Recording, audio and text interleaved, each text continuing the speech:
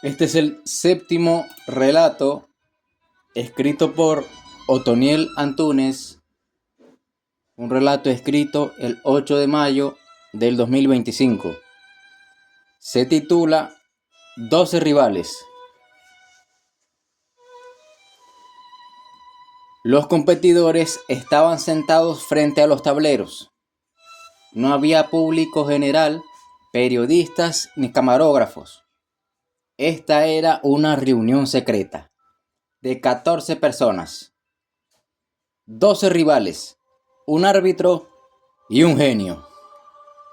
Las mesas de los competidores eran pequeñas tablas cuadradas con una silla y un tablero de ajedrez. Este contenía respectivamente 74 casillas, 16 blancas y 16 negras. Sobre la superficie reposaban 32 piezas.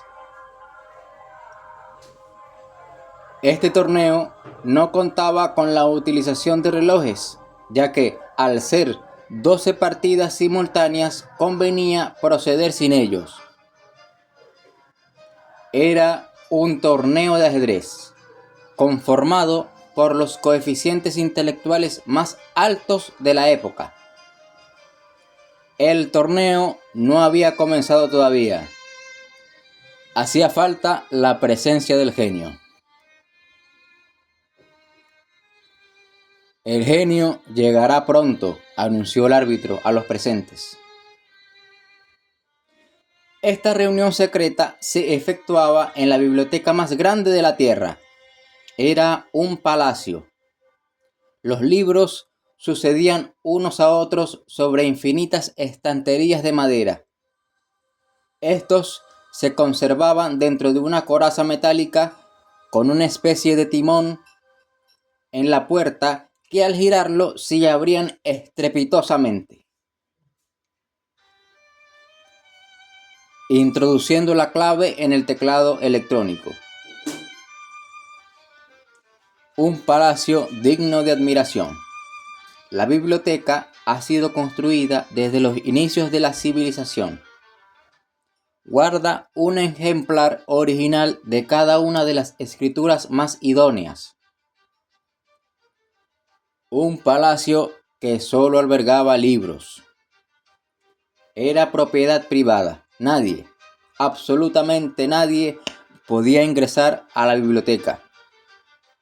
Era propiedad del genio. Este, a modo de práctica, una vez por año invitaba a 12 personas a competir con él en un torneo de ajedrez. Las mesas estaban situadas una al lado de la otra, formando un círculo.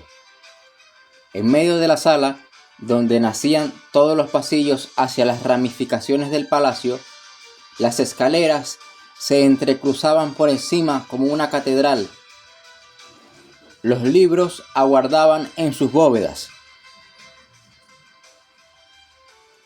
Algunos jugadores acomodaban sus piezas en el tablero, las colocaban justo en el centro del cuadro y anotaban coordenadas en las libretas. El jugador 1 comenzaba a hacer una partida de calentamiento. Quería vencer al genio. El resto de los jugadores aguardaban en silencio con los brazos cruzados, observaban sus relojes y seguían esperando.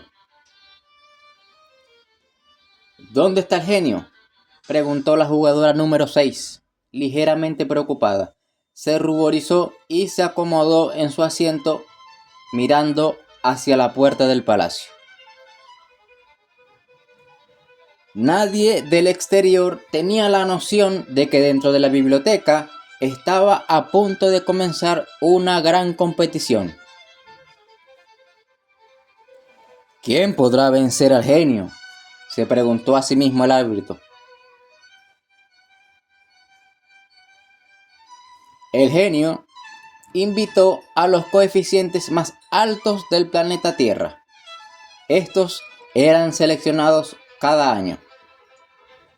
Entre los seleccionados había un profesor de física de la Universidad de Harvard. Este era el jugador número 1. Un grupo de Navy SEALs, Fuerzas Especiales estadounidenses, conformado por 4 jugadores. Estos se aglomeraban junto al primero. La mesa número 6 la ocupaba una doctora. La jugadora número 6 hizo múltiples aportaciones a la medicina. Su coeficiente intelectual ronda los 160 puntos. El séptimo jugador participó en el proyecto Manhattan de la bomba atómica. Su coeficiente intelectual es de 210 puntos. Los jugadores octavo, noveno y décimo eran miembros de los Spetsnaz, Fuerzas Especiales Rusas. El 11º jugador era el mismísimo Stephen Hawking.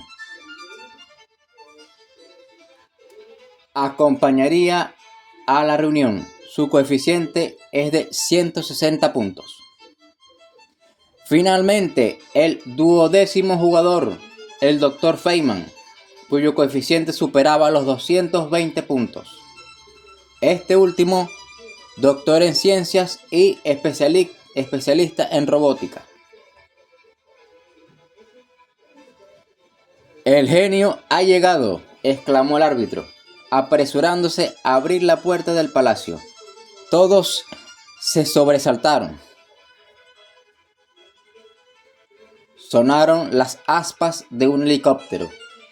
Sobrevolaba la parte superior derecha del palacio y osciló dando una vuelta por detrás de una de las torres. Había una superficie plana en el extremo, justo al lado de la puerta del palacio, y el helicóptero aterrizó haciendo volar las hojas secas hasta el prado. El helicóptero se tumbó y se enderezaron las hélices.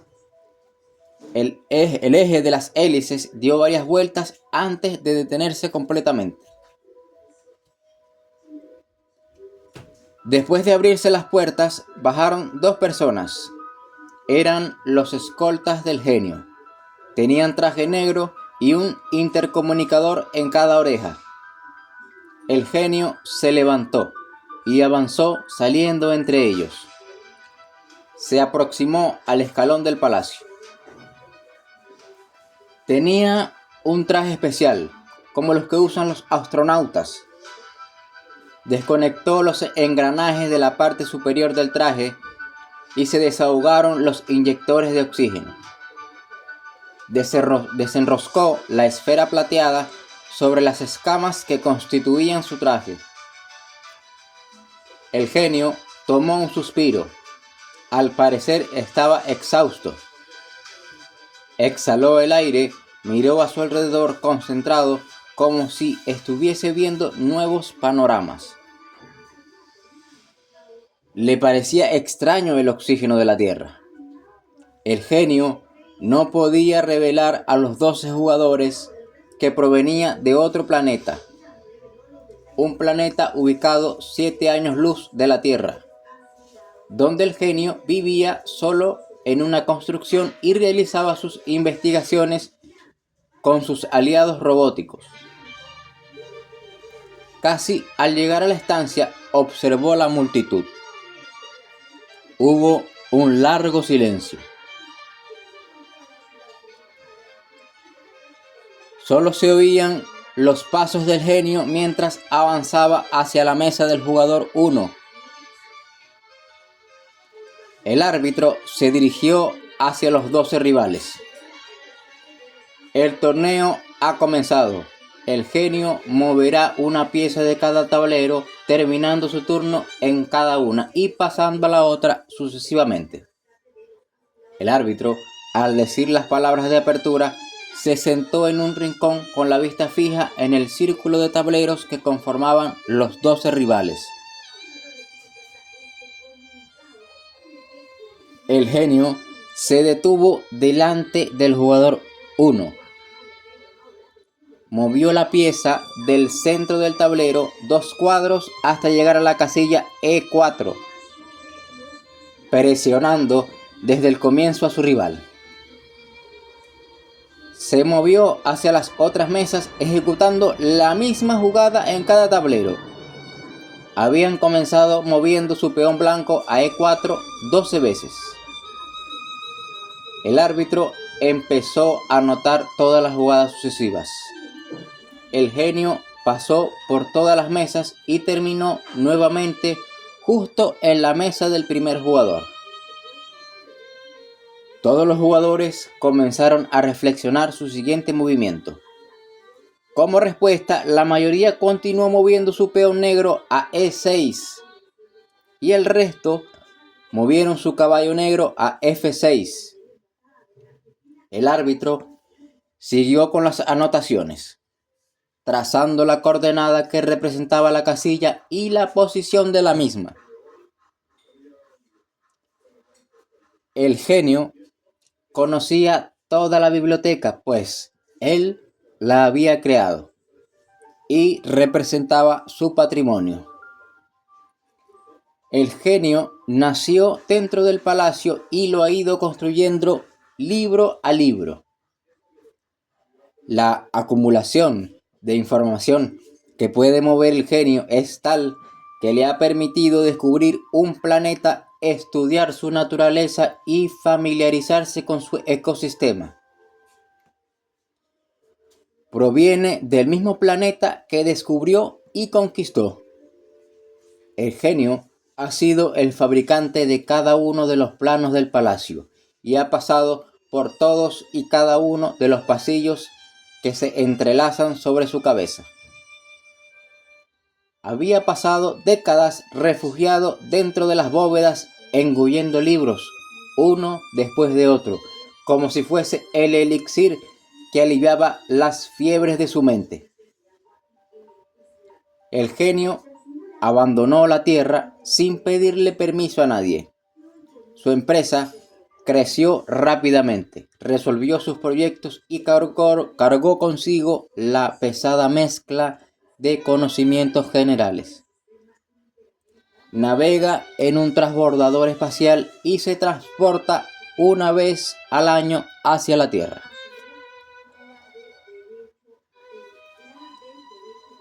El genio poseía los ojos de otras galaxias.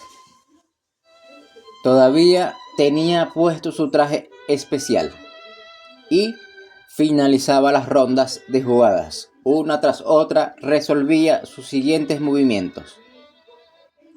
En la cuarta ronda había derrotado al profesor de física acorralándolo con una lanza que ejecutó con la dama, precedida de la torre, dando jaque mate al primer jugador. Este se levantó de su asiento, inclinó la cabeza haciendo una reverencia y se retiró, todavía reflexionando la jugada que había terminado con la partida. Culminó la quinta y sexta ronda. Los Navy SEALs, fuerzas especiales estadounidenses, se inclinaban sobre sus tableros, tratando de descifrar las soluciones a los errores de sus primeras jugadas. Los Spetsnaz, fuerzas especiales rusas, estaban aturdidos con los pasos del genio que se aproximaba nuevamente.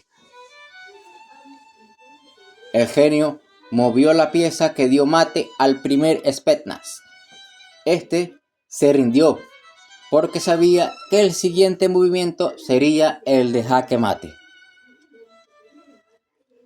La doctora estaba empezando a ponerse nerviosa, pues no acababa de encontrar la jugada correcta cuando el genio pasó fugazmente moviendo la pieza, conformando la penúltima jugada del tablero número 3 de la doctora. En la mesa 3 de la doctora solo quedaban 10 piezas en el tablero y la dama blanca del genio apuntaba con rayos X a la columna E del rey negro. El genio se tornó pensativo.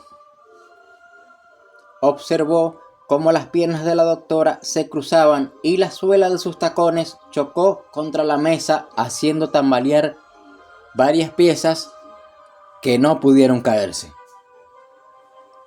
El genio, al ver que la doctora había dado una gran batalla, se inclinó haciendo una reverencia respetuosamente. El genio movió la jugada que le daría jaque mate, eliminándola. La doctora se levantó sigilosamente y atravesó el umbral del palacio.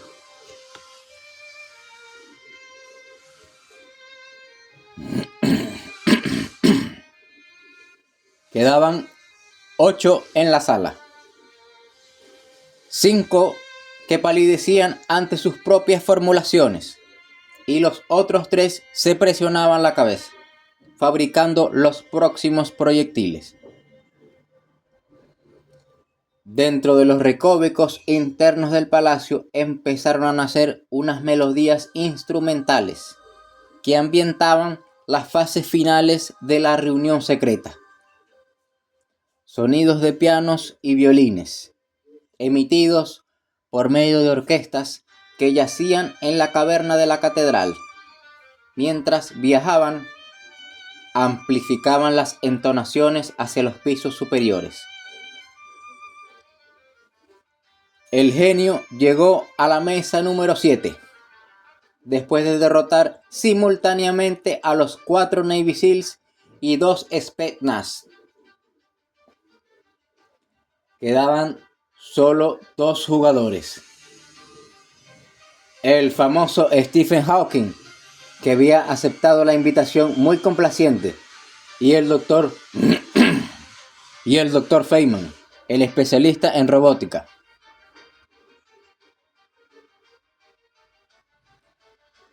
Solo estaban ocupadas la 11ª y 12ª mesa, con los últimos rivales del genio. El doctor Feynman se había levantado y se notaba su intranquilidad. Miraba el tablero por todos los ángulos. El profesor Stephen Hawking ya estaba listo. El genio miró en la pantalla de la comunicación del profesor. Decía: Torre G8. El genio se aproximó a la pieza y realizó el movimiento de Hawking y se irguió. Posó sus brazos sobre el tablero 2 segundos, cerciorándose de haber encontrado la formación correcta de sus piezas para derribar al profesor de astrofísica.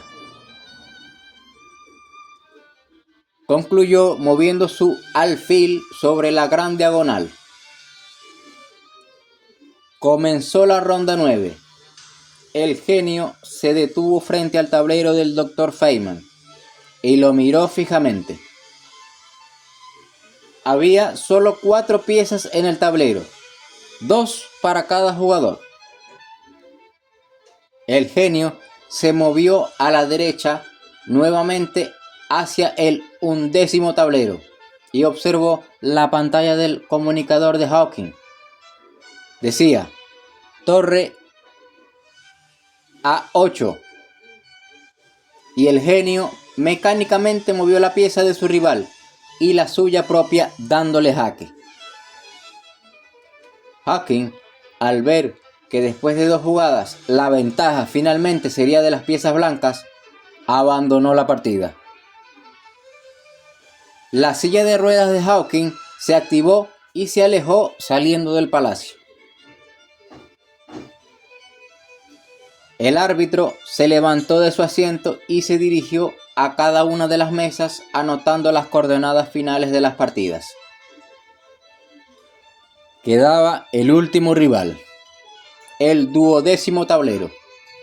El Dr. Feynman con las piezas negras, 4 piezas en el tablero, 2 peones y 2 reyes. El genio estaba a punto de hacer su movimiento, pero le embargó un estremecimiento. Empezó a respirar con dificultad. Su tórax se ensanchaba, su rostro se tornó ligeramente rojizo. El genio no toleraba la atmósfera de la Tierra desde hace un par de años. Su exposición al nuevo planeta ha cambiado su sistema biológico. Al parecer, la estancia del genio en la Tierra se había extendido sobremanera. El genio debe regresar a su planeta. Tiene que irse de la Tierra, dijo severamente una escolta del genio, afirmándolo del brazo. Salieron por la puerta ancha del palacio. El árbitro anotó la última coordenada.